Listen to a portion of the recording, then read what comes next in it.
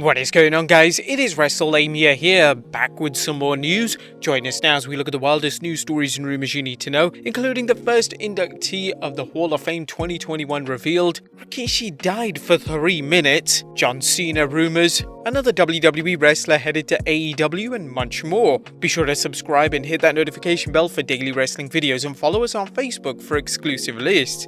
Now let's hit the intro and get straight into the first bit of news.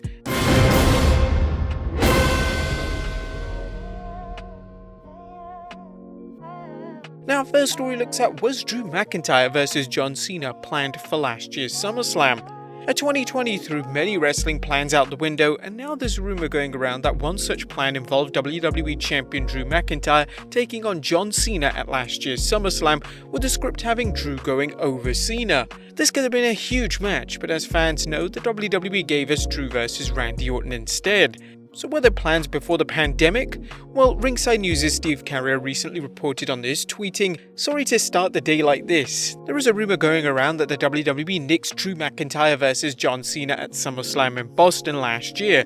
The rumored plan was to have McIntyre win and continue his massive push. We've asked around and can confirm that is 100% false. A Drew versus the face that runs the place could have been a huge match, and while the rumor may have been rubbish, it's best it didn't happen, as it's the type of match that should be held in front of a live crowd, as it could be a once-in-a-lifetime encounter. Would you guys like to see Drew battle Cena? Let us know in the comments down below." Next up, Rikishi talks being dead for 3 minutes. A WWE Hall of Famer, Rikishi had an interesting career in wrestling several gimmicks, including a run as part of the Head Shrinkers and the Sultan, until finding single success as Rikishi. However, he almost didn't make it, as he was shot and killed before doctors were able to bring him back. Speaking with YouTube's Chris Van Vliet, Rikishi recalled, "I was running with the wrong crowd. At 17, I got hit by a drive-by shooting and damn near lost my life. I was dead for 3 minutes. I woke up in an ambulance and all I could see was my mother's face. I was in the hospital for 2 months, and when I got out, my mother made the decision that I was going to leave California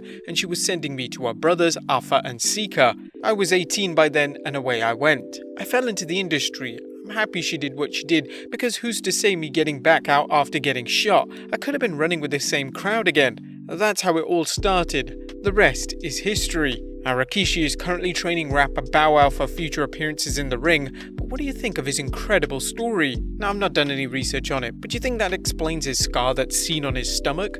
Let us know in the comments down below.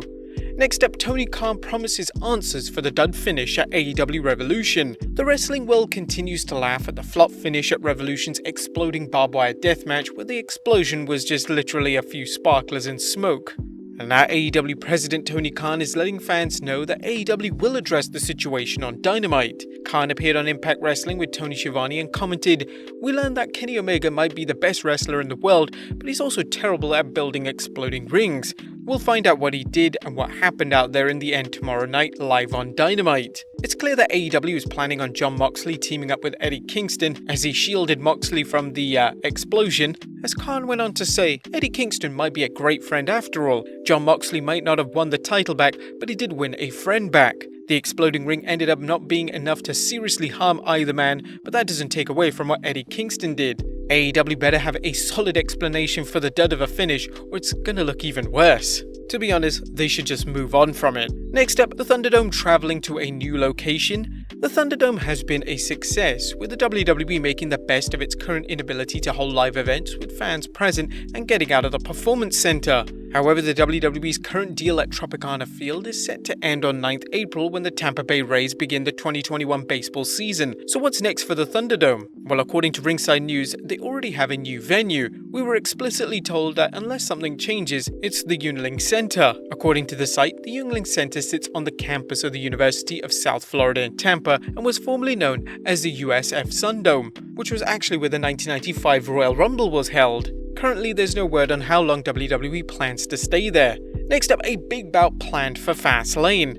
As big news on Fastlane as Brian Alvarez recently reported on The Observer about a brutal bout being added to the show, with Drew McIntyre and Sheamus apparently squaring off in a last man standing match. This comes as a little surprise considering the two brawlers' past bouts saw inconclusive finishes.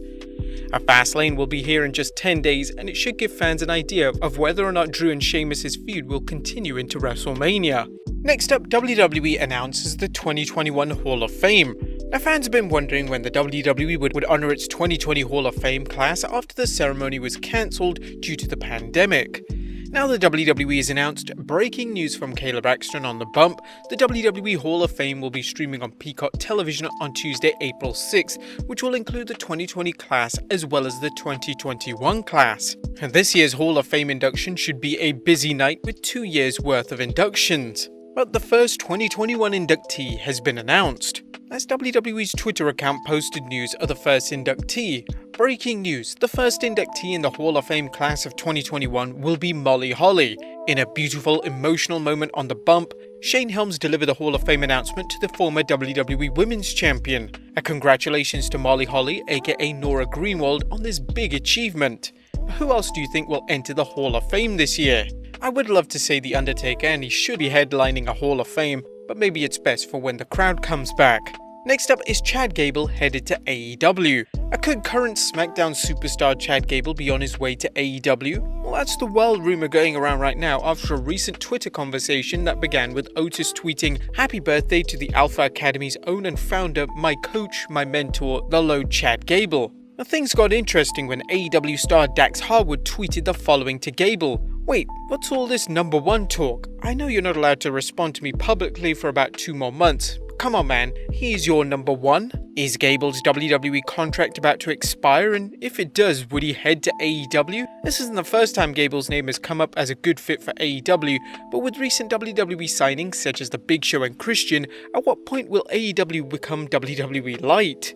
Next up, John Laurinaitis is returning to a familiar role. And there seems to be a major shake-up at Titan Tower as Dave Meltzer is reporting that John Laurinaitis is returning to his previous role of Head of Talent Relations. Wrestling News' Andrew Ravens broke the story down, noting, WWE is yet to confirm the story. Laurinaitis is slated to report to WWE Executive President of Operations Brad Blum.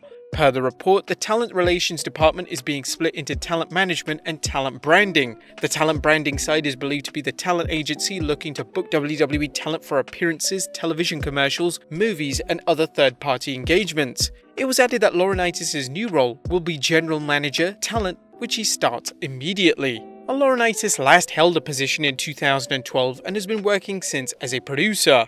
Longtime fans will recall Laurinaitis' wrestling career as Johnny Ace, including a successful run in All Japan Pro Wrestling and a weird run as one half of the skateboarding tag team, the Dynamic Dudes. And finally, Roman Reigns recalls the ring attire Vince McMahon banned him from wearing. A Universal Champion Roman Reigns has had a consistent look for much of his WWE career, so when he made a minor modification, he likely didn't expect any problem from Vince McMahon. But he couldn't have been more wrong though, as Vinnie Mac made his displeasure known in 2017 when Roman wore white and black sneakers instead of his traditional boots.